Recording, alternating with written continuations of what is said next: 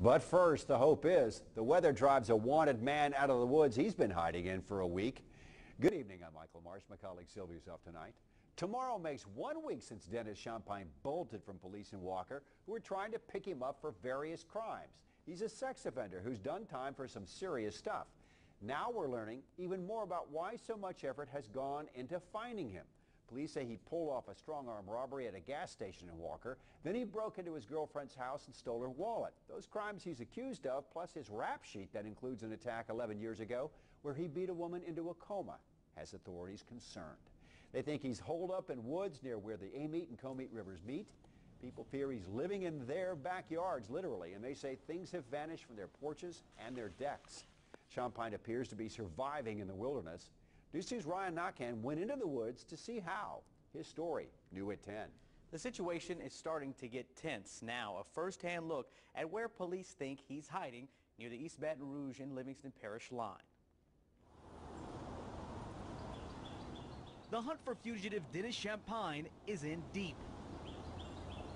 Somewhere in this thick brush is where police believe he's hiding out. 500 acres of swamp, mud, and dense wood along the Amite and Comite rivers. It's a place where homeless are known to squat. Signs someone's been here recently are everywhere, and police believe Shampine is familiar with the area.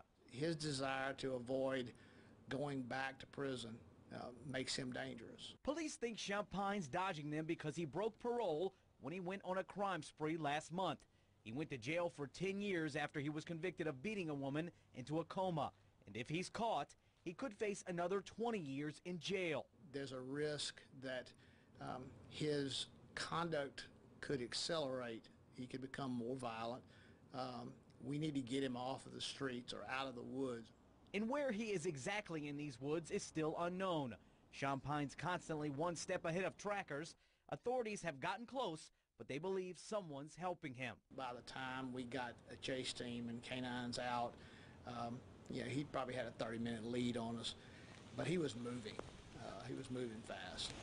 And police put this much time and effort into finding this one man because they're concerned he could start fighting for his life if he's backed into a corner. Get him back in a secure environment so that he's not a danger to the public any longer.